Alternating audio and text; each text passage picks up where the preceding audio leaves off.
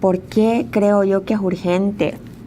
La corrupción, aunque la gente no lo logre dimensionar acá, la corrupción quizás es uno de nuestros principales males. O sea, y eso es lo que impide que funcione la institucionalidad en general. Se van nuestros impuestos, o sea, daña diferentes bienes jurídicos. Y en nuestro país la corrupción está en todas partes. Cuando digo, hay corrupción privada, empresarios que se mueven, que manejan las licitaciones. Y esto uno, como le digo, que está en el ambiente jurídico, que muchas veces llega la gente a consultarle, uno se entera que tan podrido está el sistema. El sistema de justicia, ya no se diga, penal, que es el área en la que yo me desenvuelvo. Si uno... la fiscalía incluso tiene cadenitas, usted ve cuando hace las redadas a qué tribunal lo presenta, porque ya está asegurado que va a pasar a la siguiente fase, que va a ir hasta juicio y que las personas van a ser detenidas por lo menos 2 años en detención provisional. Todo eso es corrupción, todo eso es una falla del sistema.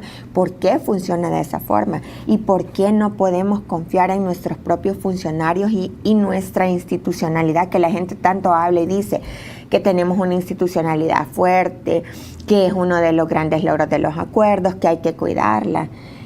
Realmente eso es un concepto, pero uno que anda en la calle sabe que seguridad jurídica acá no hay, ¿verdad? Usted puede meterse con la persona equivocada que controla la fiscalía.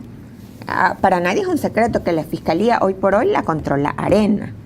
Y usted ve las investigaciones, hay cosas muchísimo más graves. Por ejemplo, el tema de fondos que fueron a parar a las cuentas de Arena y no dicen que van a investigar. Entonces, todo eso revela que no podemos confiar en nuestros funcionarios. ¿No podemos confiar en la fiscalía entonces? No podemos, en mi opinión, con base a mi práctica jurídica, a mi desempeño. Trabajé 7 años en la fiscalía, trabajé en los juzgados de lo penal, estuve como asistente en la sala constitucional en un interinato.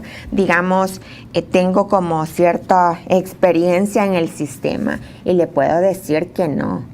O sea, si nosotros estamos esperando que la corrupción enquistada que tenemos en políticos, empresarios, abogados, y hay abogados millonarios en este país a pura tranza, que nunca litigan con la ley en la mano, sino que conocen a los funcionarios, al fiscal, al juez, al magistrado que manda en la sala constitucional, y así arreglan los casos y ganan los juicios.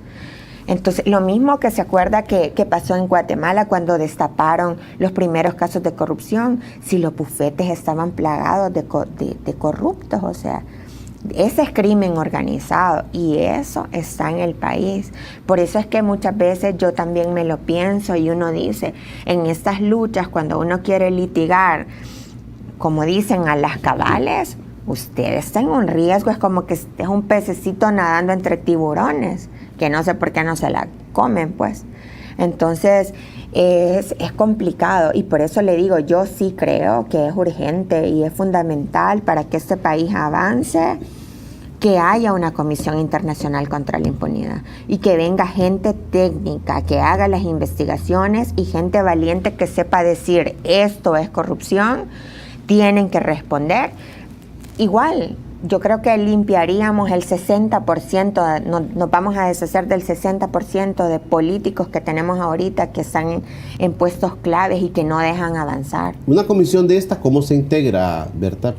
Tiene en Guatemala, no sé si seguirían ese modelo. En Guatemala, Estados Unidos ha sido, digamos, como el que ha incidido en todas las etapas, incluso al momento que se firma, ¿verdad? Esta especie de convenio en la que el Estado cede, porque sí se cede soberanía, ha participado, pues todas estas gestiones se han hecho en Estados Unidos. Entonces luego tiene que pasar aprobación a la Asamblea, ¿verdad? O sea, es todo un proceso que lleva negociación, que puede tardar años, pues como le digo, no es algo inmediato y que también requiere voluntad política. Y yo no sé si realmente aquí hay voluntad política, si aquí hay gente que todavía que ha ido a estudiar, que tiene 1000 maestrías, doctorados y todo, y se atreve a negar que Romero lo mató gente de Arena. O sea, así de mal estamos. Si en algo tan básico, tan histórico, tan... se atreven a negarlo, dígame usted cómo podemos esperar de que van a estar contentos con que venga una comisión internacional que va a sacar todos los trapos al sol. Pues yo realmente, esa resistencia creo que se va a dar, y no sé si por parte de Nayib y del gabinete que lo acompañe y de la gente de la que se rodee, van a estar dispuestos a levantar. O sea, es como que levantaran una alcantarilla y viéramos el montón de porquería, de ratas y de la gente que uno ni siquiera se imagina que está involucrada y que se lucra de la corrupción, porque la corrupción es un negocio sumamente rentable para abogados, para empresarios, para funcionarios. O sea, usted ve, hay casos que revelan esto que le estoy diciendo. Gente que ha podido comprar desde testigos, fiscales, el juez de paz, el juez de instrucción, el juez de sentencia. O sea, eso es lo que vemos en grandes Hasta casos. la banca se ve involucrada muchas veces en cosas de estas. Instrumentalizar el sistema, eso es crimen organizado. Cómo llegan, quién busca, quién negocia, cuánto les dan, dónde mueven el dinero. Todo eso es rastreable, ¿verdad? Siempre y cuando haya voluntad, en primer lugar, haya capacidad técnica, porque a mí me daba risa cuando el ex fiscal decía que no sabía, no había logrado determinar dónde estaban esos fondos. O sea, era un fiscal general, y cuando hablaba de eso parecía que fuera una persona común y corriente, pues, es decir, lo que no como que si no tuvieran herramientas sofisticadas o técnicas de investigación, hubieran podido pedir apoyo. Digo, Estados Unidos no es la primera vez que ha colaborado en investigaciones, pero al final se reduce a algo, no hay voluntad. Por ejemplo, en el caso Saca se destapan tantas cosas, Berta, de los mecanismos que se utilizan, digamos, lo que usted está describiendo, quiénes se involucran en esto. Al final, el empleadito, el último, el motorista es el culpable de todo esto. ¿Cómo puede ser?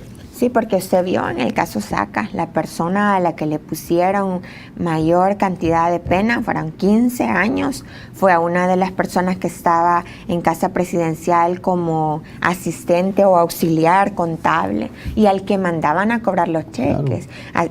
Con el efectivo lo entregaba. A ese señor no le encontraron absolutamente nada más que una casita en Santo Tomás pagada con el Fondo Social para la Vivienda desde los 80 a pura cuotita. ¿Cómo es posible? ¿Me entiende? Pero eso llegaba a un banco y el banco le daba muchísimo dinero y ¿sabe sin qué? Consultar a las otras instancias. Y al final esta persona dice, si eso yo lo hice así, porque tenía años de trabajar en Capres, desde el gobierno de Calderón Sol, de Francisco Flores. Entonces para mí era algo regular de mi puesto. O sea, y nunca me quedé con nada, y por eso no quiso aceptar el procedimiento abreviado. Y al final fue el que peor le fue la consecuencia más grave. Entonces ahí es donde usted dice, el sistema no funciona. Si usted ve las cárceles, rebalsan de puros pobres, de pura gente que fue defendida con defensa pública, que deja mucho que desear. Es decir, defensores públicos que llegan a la audiencia y tienen 50 personas que van a defender. No hablan con ellos, no les piden testigos, no saben ni sus nombres. Usted viera en las audiencias esas masivas donde los llevan el montón de gente y los defensores, ¿y este cuál te toca? Y a vos te toca ese no, discutiéndose en pleno juicio, donde supone que usted tiene que tener una estrategia, ¿verdad? Y que la gente tiene derecho a ser defendida eficientemente, diligentemente, etcétera. No, o sea, ahí son condenas masivas, violaciones sistemáticas de derechos de debido proceso, derechos de defensa, etcétera.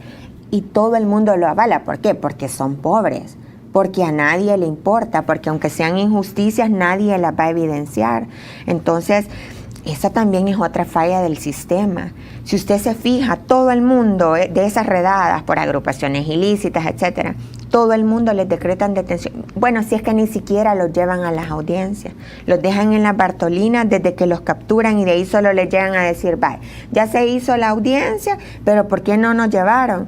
¿Por qué no? Porque está saturado y ya les decretaron la detención por 2 años. O sea, por eso también el rebalse de las Bartolinas policiales, de los centros penales, del montón de gente que está ahí. Si hay condenas, aunque lo agarren de chiste la gente y diga que uno es exagerado. Yo he visto 6 hombres condenados por hurto de una vaca, condenados a 6, 8 años de prisión, casi la misma pena de saca. Entonces, eso es como está el sistema actualmente. O sea, es un sistema que usted cuando entra, lo conoce, usted se asusta, pues. Hay tanta injusticia, tanta violación de derechos humanos, pero que como no es gente influyente, a nadie le importa, ¿me entiende? Y es, yo creo que grave en términos de derechos humanos y no soluciona nada. Eso es lo peor. Este es un proceso que